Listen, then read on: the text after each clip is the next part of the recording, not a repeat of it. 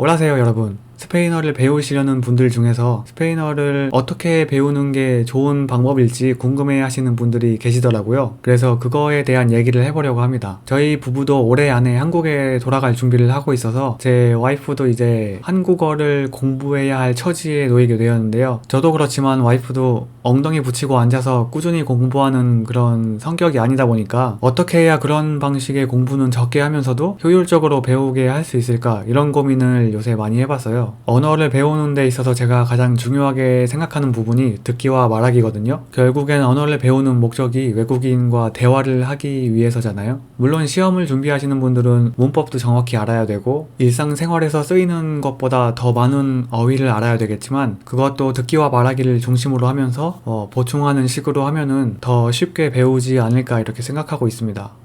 그럼 이제 처음 시작하시는 분들이 어떤 식으로 스페인어를 공부하면 좋을지 이제 얘기해 보도록 하겠습니다. 기본적으로 스페인어가 또는 배우시려는 언어가 문장이 어떻게 조합되는지 알려면 기본적인 문법을 알아야겠죠. 아무것도 모르고 문장을 만들 수는 없으니까요. 그런데 그 처음에 문법책을 피셨을 때 그 책의 모든 거를 달달 외우려고 하지는 마세요. 그렇게 하면 재미도 없고 어려워서 금방 지치고 안 보게 돼요. 그래서 한번 훑어본다는 느낌으로 정독 한번 하세요. 이렇게 기본 문법을 공부하시면서 듣기 연습은 틈날 때마다 꾸준히 하세요. 보통 아기들이 어떻게 언어를 배우는지 예시를 들어서 말하는 분들이 계시죠. 아기들은 태어나서 먼저 하는 게 엄마 아빠가 하는 말을 몇 년 동안 듣고 이제 말할 수 있는 나이가 되면은 아무 단어나 내뱉으면서 문장 만드는 법을 점차 배우게 됩니다. 여러분들은 이미 말을 하실 수 있기 때문에 스페인어를 들으시면서 조금씩 바로 따라해 보세요. 물론 처음부터 라디오나 뉴스 이런 걸 들으면은 귀에 하나도 안 들어오니까 별로 도움이 안 되고요. 제가 항상 초보분들에게 추천드리는 건 유튜브에서 엑스트라라는 시트콤을 보는 거예요. 근데 엑스트라가 다른 언어 버전도 있기 때문에 엑스트라 스페니쉬라고 검색을 하셔서 그거를 보시면 되세요. 그 시트콤은 굉장히 천천히 말하기 때문에 듣기 연습에 진짜 좋고요. 근데 여기서 중요한 건 처음에는 반복해서 듣는 게 도움이 많이 돼요. 그래서 그걸 반복해서 들으면서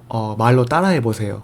어휘는 어휘집을 보면서 당장 쓰지 않을 그런 단어들까지 힘들게 외우는 것보다 궁금한 단어나 문법이 나오면 그때그때 찾아서 보는 게 효율적인 것 같아요. 어차피 자주 나오는 어휘들은 힘들게 노력을 안 해도 저절로 외워지게 되거든요.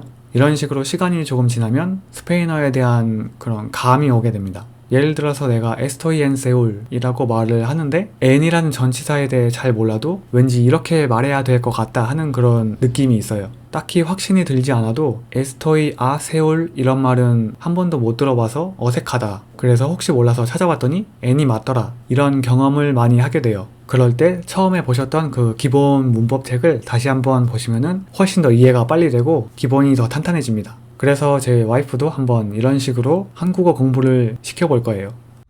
그리고 초보분들에게 제가 나름대로의 조언을 해드리자면 너무 완벽한 해석을 하려고 스트레스 받지 마세요. 외국어라는 게 어떤 문장이나 혹은 단어가 한국어랑 1대1로 맞아떨어지는 그런 해석이 불가능할 때가 많잖아요. 그래서 저는 보통 초월 번역을 많이 하는 편인데 같은 단어라도 문맥에 따라서 뜻이 완전히 달라지기도 하니까 이거는 이런 뜻이다 라고 딱 맞춰서 기억을 하기보다는 이런 상황일 때 이런 말을 하는구나 라고 그런 느낌, 그런 이미지를 기억하시도록 노력하시는 걸 추천드립니다.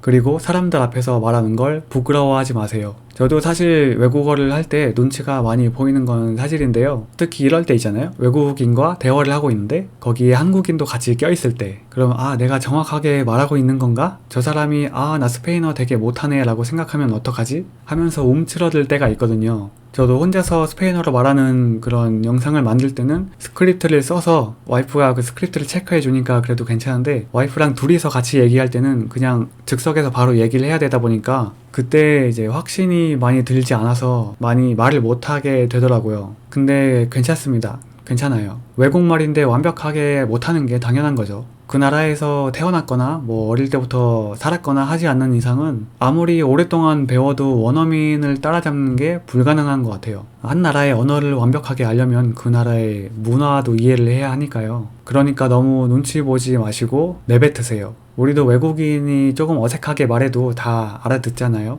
그래서 정리를 해드리자면 문법 책은 가볍게 한두 번 읽고 쉬운 거를 반복해서 들으면서 말하기로 따라해보고 이거를 중점적으로 하면서 문법이나 어휘도 차차 늘려나가시는 거. 언어를 배우는데 빠른 방법이나 정석 같은 건 없겠지만 이런 방식이 효율적일 것 같아요.